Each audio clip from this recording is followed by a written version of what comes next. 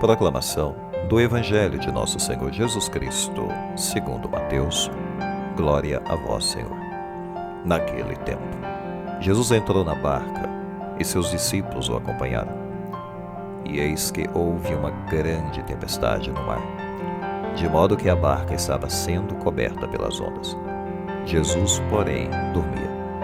Os discípulos aproximaram-se e o acordaram, dizendo: Senhor, salva-nos, pois estamos perecendo. Jesus respondeu: Por que tendes tanto medo, homens fracos na fé? Então, levantando-se, ameaçou os ventos e o mar, e fez-se uma grande calmaria. Os homens ficaram admirados e diziam: Quem é este homem que até os ventos e o mar lhe obedecem? Palavra da salvação, glória a vós, Senhor. Bem, caríssimos irmãos, hoje nós estamos diante de uma bela passagem em que Jesus, ele parou os ventos e o mar. E Jesus também faz um questionamento a seus discípulos: Por que tendes tanto medo, homens fracos na fé? O medo é uma emoção poderosa e nós temos que lidar com medos em nossas vidas. Nós temos muitos tipos de medo em nosso coração: medo de perder, medo de morrer, medo de coisas desconhecidas, medo do mundo hostil, etc. Medo faz parte da nossa vida, faz parte da nossa jornada. O medo pode nos motivar a agir, mas o medo também pode nos paralisar. E hoje, nesse contexto do Evangelho de Mateus capítulo 8, em que Jesus está com eles nessa barca, Jesus, ele teve um longo dia. Jesus estava cansado. Todo mundo se cansa nesse mundo. Jesus estava descansando no barco enquanto eles faziam a travessia. Chegou a noite e eles então atravessaram para o outro lado do mar. Só que essa calma da travessia, como nós podemos perceber, não durou muito. Uma tempestade violenta surgiu. De fato, o mar da Galileia era desse jeito. De repente, poderia se levantar uma tempestade. E os barcos que eles usavam para fazer essas travessias eram barcos de pescadores, ou seja, barcos com os lados mais rebaixados para arremessar as redes. Logo, não eram barcos preparados para lidar com a tempestade. Os ventos facilmente atingiam o barco e poderiam encher o barco de água. Os discípulos, então, claro, diante dessa fragilidade de estar num barco não preparado para enfrentar tempestades, são confrontados com medo. E a gente percebe pela descrição do evangelista que não é um medo comum, eles estão aterrorizados. Essa é a expressão usada. O apavoramento ocorre quando nós somos confrontados com algo maior ou mais forte, que nós não podemos controlar. Isso ocorre na vida dos discípulos, isso ocorre às vezes em nossas vidas também. O medo pode virar terror. E no mundo, de fato, há forças maiores do que nós, e inclusive forças que são indiferentes a nós, podem nos sugar completamente. Como diz o Salmo 107, versículo 26, com sua palavra mandou soprar um vento de tempestade que levantou as ondas, suas almas titubeavam na desgraça. Ou seja, o terror da tempestade. Mas Jesus, no entanto, estava dormindo tranquilamente na polpa do barco. Diante de uma situação catastrófica prevista pelos discípulos, que era a morte certa, ele dormia tranquilamente e profundamente. Veja como que é uma coisa boa que o Evangelho nos apresenta. Jesus não tinha insônia, graças a Deus, que é o que nós temos muito hoje em dia. Jesus, ele dormia na paz, na tranquilidade, um sono profundo.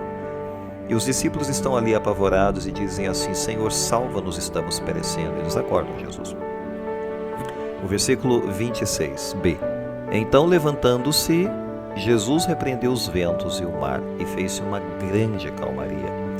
Ou seja, ele repreendeu o vento, o que é bem interessante. O verbo repreender é o mesmo tipo de verbo usado nas Escrituras para referir-se aos demônios, quando Jesus repreende também as forças das trevas. De fato, havia uma relação entre o mar como morada dos demônios, no imaginário judeu, é claro.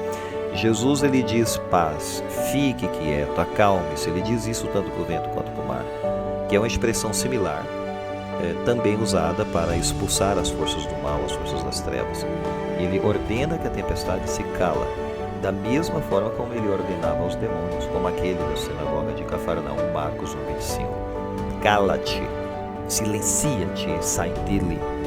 É a mesma verbalização. Mas aqui, claro, Jesus ele não silencia simplesmente as forças das trevas, ele está silenciando as forças da natureza, o que é impressionante. Nenhum poder humano nesse mundo pode silenciar vento ou o mar, só Deus pode fazer isso. Propõe uma calmaria e tudo se faz calmo. Jesus ele se volta para eles e diz: por que tanto medo, homens de pouca fé? Esse questionamento de Jesus também nos faz pensar um pouco. Nesse momento, eles ficam acalmados, eles ficam tranquilizados, porque eles veem que a natureza obedece à voz de Cristo. Mas nesse momento, outro tipo de medo toma o lugar no coração dos discípulos. Agora eles não têm mais medo do vento e do mar. Agora eles são tomados por um tremendo mistério, segundo uma expressão do teólogo Rudolf Otto. Eles são tomados no seu coração pelo tremendo mistério. Eles estão diante de quem exatamente? Quem é esse Jesus que de fato demonstra ser mais poderoso do que as próprias forças da natureza? É o grande mistério assustador e fascinante. Eles ficam fascinados e nesse momento atemorizados. Que sensação que eles têm diante desse homem? Quem é este que até o vento e o mar lhe obedecem? Eles fazem o questionamento. Depois de verem tantos milagres e talvez tantas curas, etc., e eles ainda não sabem quem é Jesus, não tinham presenciado uma cena como essa, o que os deixa fascinados e talvez até atemorizados. Não é? Quer dizer, um temor maior do que o próprio medo, talvez, que eles sentiam da tempestade, agora toma conta do coração. Talvez seja mais fácil lidar com o temor da natureza do que com esse temor chamado tremendo mistério. Conclusão, caríssimos irmãos. Nós vivemos num mundo que nos lança terrores, que nos lança pavores, que nos lança provações. Todo dia nós vamos ter que lidar com alguma situação. Um mundo que diariamente nos dilacera, que nos provoca, enfim, e que pode, de fato, fazer arremessar o mal contra nós. O mundo é assim.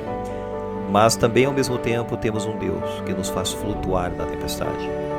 E esse mesmo Deus nos pergunta: por que você está com medo? Por que você teme? É uma bela pergunta. Se Deus está conosco, por que nós temos medo de tantas coisas? Responda isso para você, responda isso nos seus momentos de oração para você mesmo. Faça essa pergunta para você mesmo. Por que você tem tanto medo?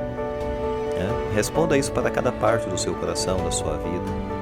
Enfrente, confronte a sua situação interior e faça uma meditação a partir dessa pergunta de Jesus. Por que tendes tanto medo? Porque de fato isso pode mudar completamente a nossa percepção da vida, da realidade do mundo. Louvado seja nosso Senhor Jesus Cristo, para sempre seja louvado.